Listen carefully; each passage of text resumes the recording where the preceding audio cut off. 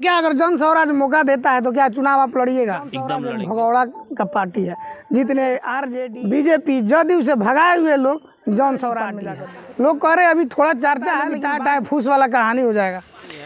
और जो time fees का सीता विधानसभा क्षेत्र में और हमारे सामने जिस चेहरे को आप देख रहे हैं भाई उर्फ उत्कर्ष श्रीवास्तव जी है।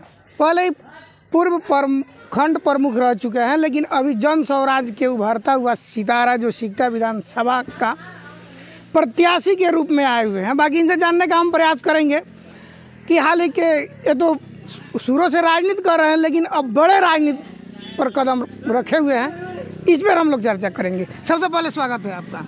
आपको भी धन्यवाद है। और मैं आपके चैनल के माध्यम से इस पूरे विधानसभा वासियों को एक मेरा नमस्कार है। और मैं आपको आश्वस्त कर दूं कि मैं उभरता हुआ सितारा नहीं, मैं जन स्वराज का सेवक हूं और इस पूरे सिकटा विधानसभा का सेवक हूं। अरे देखिए, अभी आप हर गांव में आप दौरा कर रहे हैं, जनसंपर्क कर रहे हैं, लोगों से मिलजुल रहे हैं जी। कहीं ना कहीं इसका राज छिपा हुआ है इसमें। देखिए, वो हर कार्यकर्ता का अधिकार होता है कि 5 साल मेहनत करके और अपना पार्टी में अपनी भागीदारी के हिसाब से अपना किसी न किसी पद के लिए अपने आप को सुनिश्चित करवाना। तो मैं भी उसी में लगा हूं कि हाँ ठीक है, मुझे भी विधानसभा का उम्मीदवार के तौर पे जन स्वराज पार्टी हमें सुने ये मौका दे। तो क्या अगर जन स्वराज मौका देता है तो क्या चुनाव आप लड़िएगा? एकदम लड़ेंगे। जन स्वराज पार्टी अगर हम पे विश्वास करती है तो हम लड़ेंगे। लेकिन अभी जो जन स्वराज आया है, अभी नई नवेली पार्टी है, लोग कह रहे अभी थोड़ा चर्चा है, लेकिन बाद में कहता है लोग कि टाटा फूस वाला कहानी हो जाएगा। देखिए, ऐसा कुछ नहीं है। और जो टैं फीस का कहानी है तो आप सब प्रेस से आते हैं, आप सबको पता है कि अभी तक किसका टैं फीस हो रहा है। अब रही पार्टी की बात, तो बिहार में पहली बार ऐसा कोई गांधी के रूप में कोई बिहार का नौजवान आया है जो बिहार के लोगों के लिए, हम लोगों के लिए, हमारी दशा सुधारने के लिए, हमारे भविष्य को बनाने के लिए, हम सब युवाओं की शिक्षा के लिए, रोजगार के लिए सोच रहा है। तो हम लोग का भी फर्ज बनता है कि हम लोग एक बार मौका ज़रूर दें।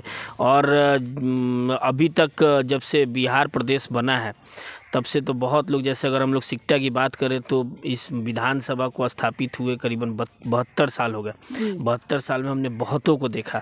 एक बार जन स्वराज को देखें, इतना तो भरोसा कहीं ना कहीं, अगर कोई पुत्र और पिता का रिश्ता है तो उसमें भी कहीं ना कहीं भरोसे का बात होता है।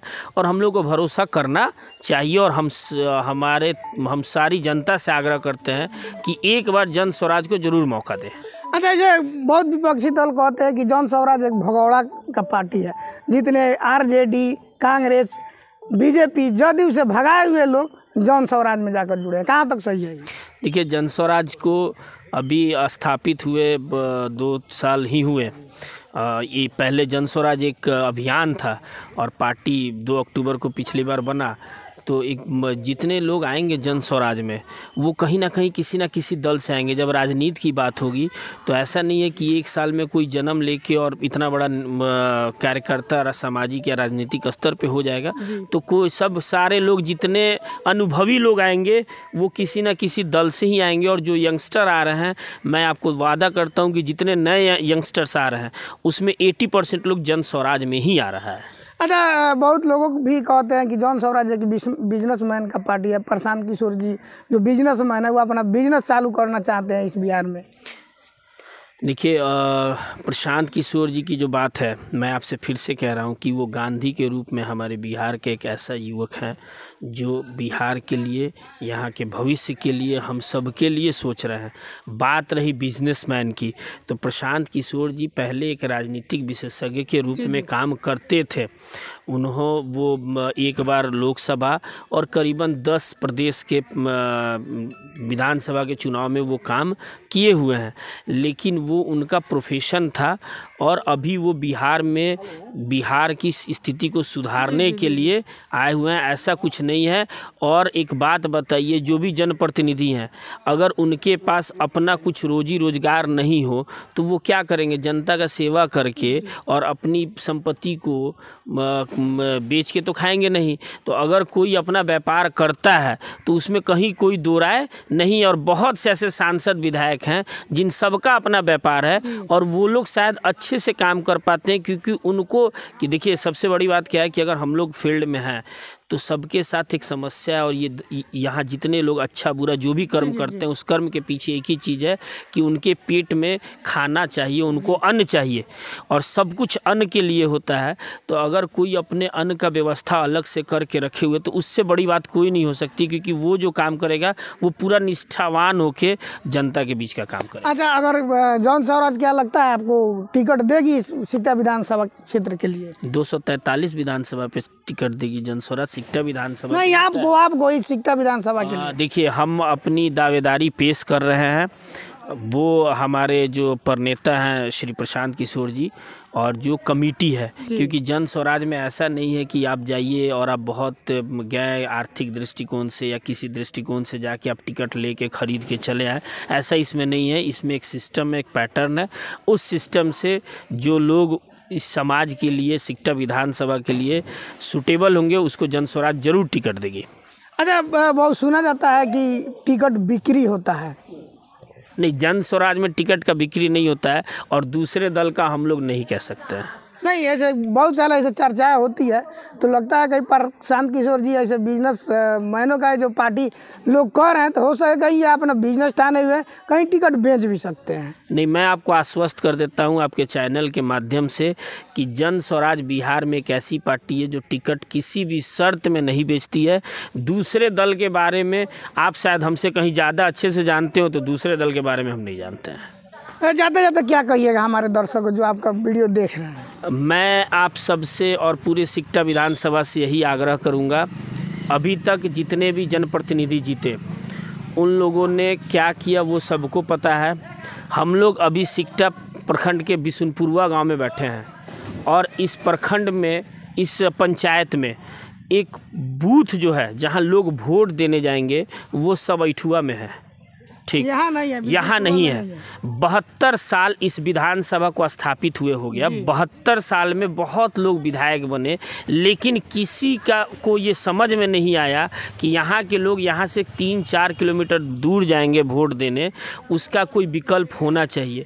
मैं आपको आश्वस्त कर देता हूँ कि जितने भी जनप्रतिनिधि अभी तक बने हैं उनका 2-3 मोटो रहा है, उनकी अपनी निजी स्वार्थ रही है। वो सिर्फ अपने आप को विधायक कहलाने के लिए ये सब काम किए हैं। जन स्वराज की सरकार अगर बनती है तो हमारे जितने युवा हैं, क्योंकि मैं अभी जहां बैठा हूं वहां पे मैंने पता किया और ये बात हमारी पूरी विधानसभा, पूरी प्रखंड और लगभग शायद बिहार की ये स्थिति है कि हम लोग एक लेबर फैक्ट्री बन के हैं। तो वो लेबर फैक्ट्री का कोशिश किया जाएगा कि जल्द से जल्द वो लेबर फैक्ट्री कहानी ख़त्म हो, हमारे यहाँ रोज़गार का साधन हो, हमारे यहाँ भी फैक्ट्री लगे। वो फैक्ट्री सिर्फ गुजरात में नहीं लगे, हमारे यहाँ लगे। शिक्षा की जो स्थिति है वो स्थिति सुधरे और उस स्थिति को सुधारने के क्रम में हमारे नेता ने ये स्पष्ट कहा है कि 6 वर्ष से लेकर 15 वर्ष तक के बच्चे जो पढ़ने में इच्छुक होंगे, जो अच्छे होंगे, जिनके माता पिता आर्थिक स्थिति के कारण नहीं पढ़ा पा रहे हो, उनको हम लोग 1000 रुपया महीना देंगे पर मंथ। जितने भी अभी अगर आप, क्योंकि आप लोग भी मार्केट में ही रहते हैं, जो जीविका और जो समूह के कारण लोगों को परेशानी हो रही है, उसके लिए भी वो निदान करने के लिए कि वो ब्याज दर कम हो, वो 4% पे ही उनको मिले।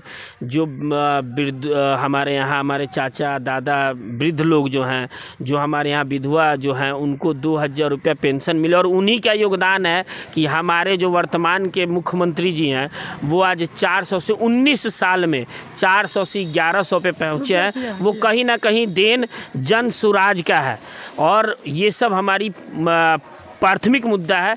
उसके बाद क्षेत्रवार हमारी जो भी मुद्दा होगी, जैसे अगर हम लोग बिशुनपुरवा गांव में बैठे हैं और यहाँ के लोग अगर सब ऐठुआ वोट देने जाते हैं तो सच्चाई बात है कि जो वोटिंग परसेंटेज होना चाहिए वो नहीं रहेगा।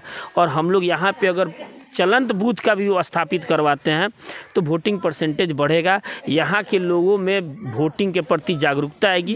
तो ये जो स्थानीय मुद्दा होगा उस पर हम लोग पूरी जोर शोर से इसको उठाएंगे और कोशिश करेंगे कि हमारे यहाँ स्थानीय मुद्दा जो है वो जल्द से जल्द ख़त्म हो।